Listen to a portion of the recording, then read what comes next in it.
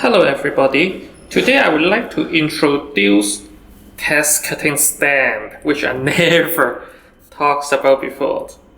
Let me set the lighting first. Low light environment. Okay, this is the primary test cutting stand that I use, which my friend Max built for me, which is using a heavy tree stump and installed 4 legs on it, and then a PVC piping, and then a ring, and then more PVC pipe for the extension, the height extension. Let me show you. Okay, with this ring you can adjust where it stops the extension piping. You see, this is the extension pipe, so you can adjust where the target is put on for different kind of height adjustment. But you don't have to make a cutting stand from a tree stump. Actually, you can use any readily purchasable umbrella stand. Here it is. It's stuck. It is stuck. Okay, I put it here. This is an umbrella stand. You can buy from Amazon or anything like Taobao. Once extended, you put this water bag on it. This water bag, which is the thing that stuck the rope. And with the water bag weighting it down, it will be quite usable. Of course, you still have to add the PVC piping for height extension and add that ring for this further pipe extension. You see, further pipe extension where you can adjust the height with this ring. So that is for cutting stand wise. There is nothing special, and it is very easy to set up. You can just buy an umbrella stand from Amazon and put some weight on it, and then add the PVC piping and the ring, and that's all. That's it. Nothing special. So for those people who don't even build this cutting stand to test with, you are too lazy for your own good. You are not into serious swordsmanship practice. Okay, then we will move to the next part, which is how to build my kind of target. You can see I have 3 stands here actually. 2 were built by the heavy tree stump that my friend Max collects after a typhoon, and 1 Maxwell bought to sponsor us from Taobao. Very cheap actually, and it has suffered a cut in the cutting stand already from Robert. Now let me unstuck this cutting stand first, and then we move to how to build the cutting target. This is what it looks like when the umbrella stand is deployed and with the PVC extension piping put in place. You see? But this is not usable yet. You have to put the water bag on it. I haven't put the water bag because it's too heavy. I just want to demonstrate the cutting stand construction. Actually, it's readily built. You just buy it from Amazon, put on water bag, and the 2 PVC pipe for the extension. Okay.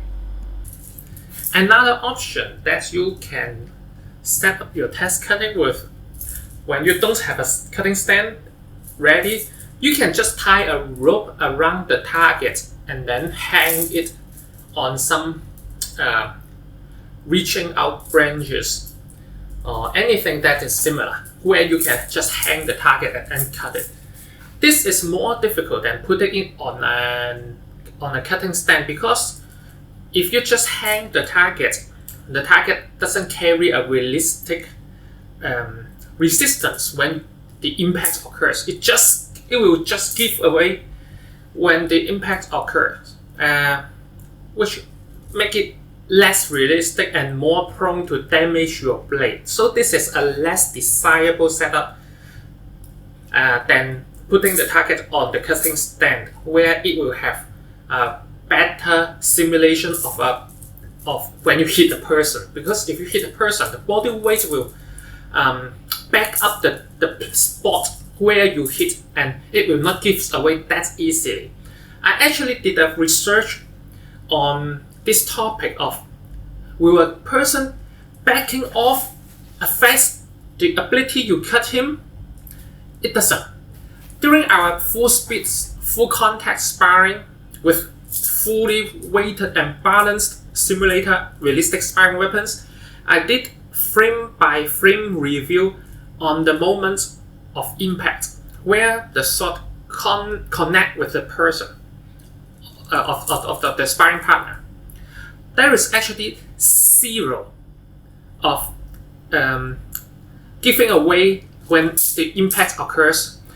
It occurs as if it was hitting a stiff, solid target. So people doesn't react fast enough to evade a cut.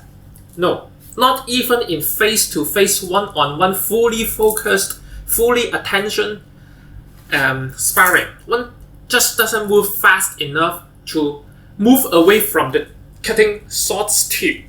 The cutting sword's tip's velocity is too high relatively to a person's arm, body, or legs movement.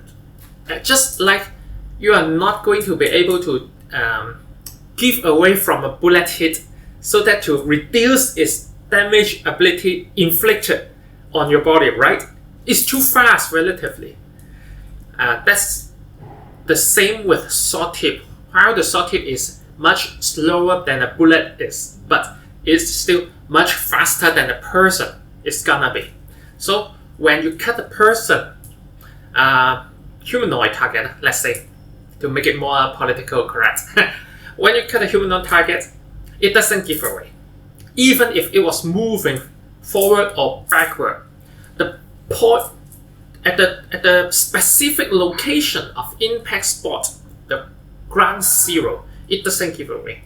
So it is better you make a cutting stand with weight supporting to cut the target with, than hanging the target up and just cut it on a free hanging state. The free hanging state is much less realistic and more prone to damage your blade and doesn't give a good result at all. But it is for the lazy people who doesn't even spend time to invest on a cutting stand so they can immediately just hang it up and cut. We did it before in many years ago. Okay. Now we'll talk about test cutting targets construction. First, we will have to find the appropriate core material. You can use, my preference is to use PPR pipe, which Peter Johnson suggested as well. PPR compared to PVC is less brittle, more prone to be cut instead of shattering upon impact. And hardness-wise, they are slightly softer than PVCs, but a lot more ductile, a lot more tough. So it has to be cut instead of break into pieces. The right diameter I use is that 2 cm diameter with let's see, is the marking? I forget the marking. 3 point something wall thickness, which is the thicker type of PPR. And then this is for the arm.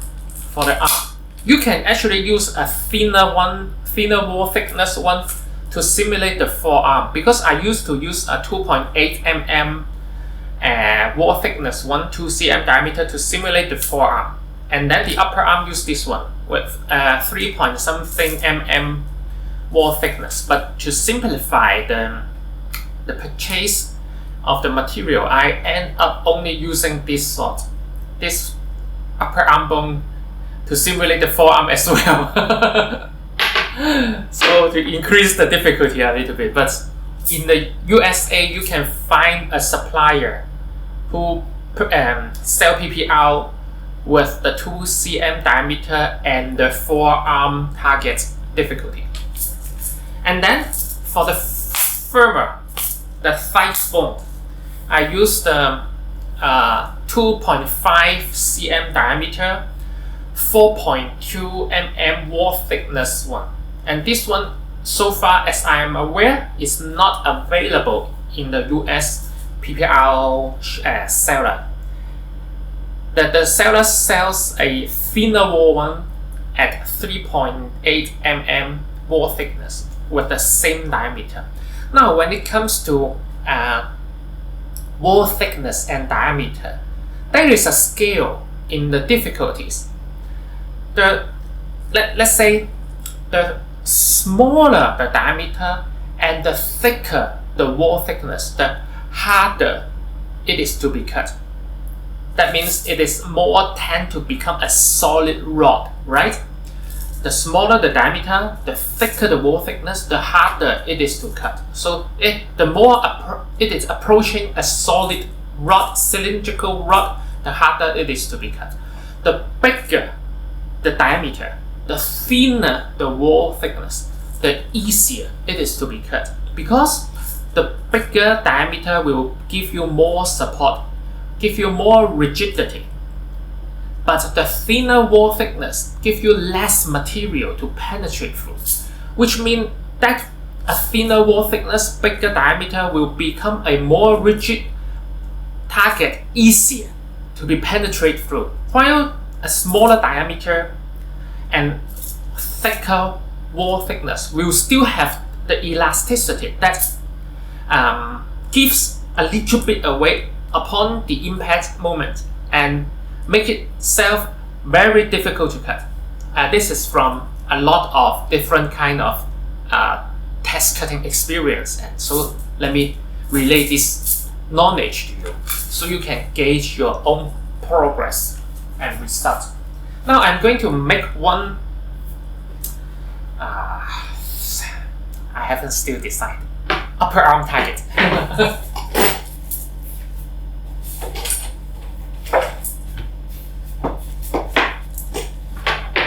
Then you take your newspapers out.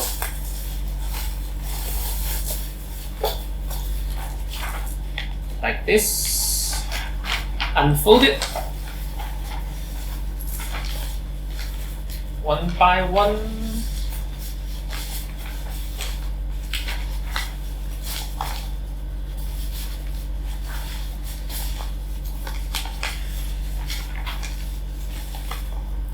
This will take a while,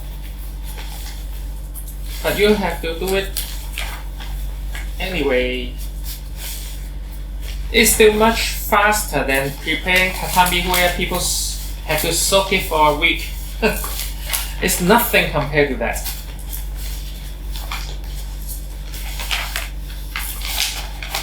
And people still think tatami is a good target material.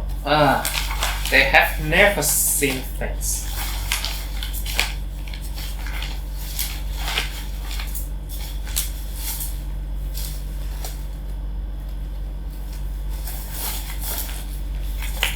I can't tell you how many pages you're gonna need for any kind of target, because the newspaper comes in different shape and different folds. Sometimes each fold contains more pages, sometimes less. So you just have to gauge yourself.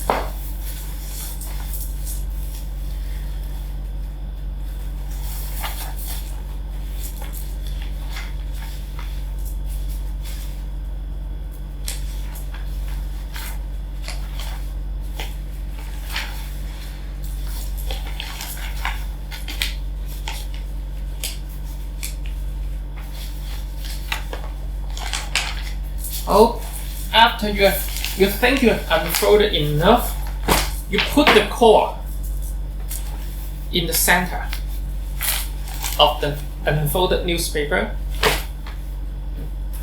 and then tape it. Tape the core on the newspaper.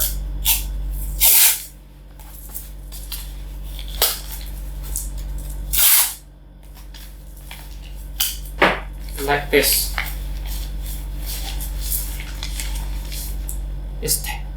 The core and the newspaper is taped together.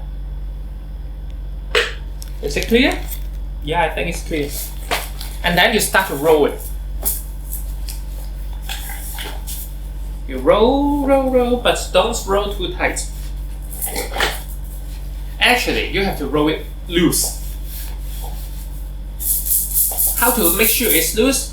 Press it against your side so it keeps springing open. Spring open. Don't stack together. Okay. And then after it's spring enough open, take a look at the diameter. Compare it to your desired body parts. Right now it's okay. It's approximately an upper arm diameter, and then I tie it up. Again, don't tie it tight. Loosely.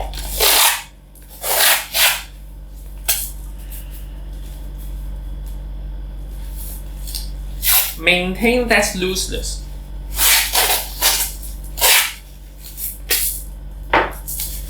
And then put rubber band on each tape, because the tape will dissolve underwater and will lose up. So the rubber band is to make sure that it stay in place.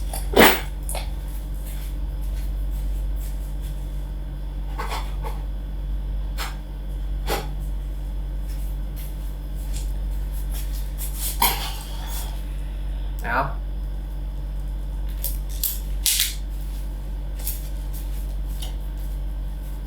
this is one target. This is how it is made, and then you soak this stuff into the water for 30 minutes. Make sure both ends get soaked, and then you can use it to cut. Just 30 minutes, and you no need to let it dry. You no need to squeeze out the water, because you want to simulate the blood weight and water weight inside the body. Okay. This is how the soaking goes.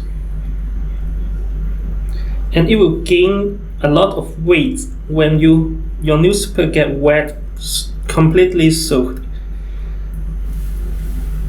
Also, the gap you left inside the roll during the rolling will be filled up during the soaking, because the water will swell up the paper.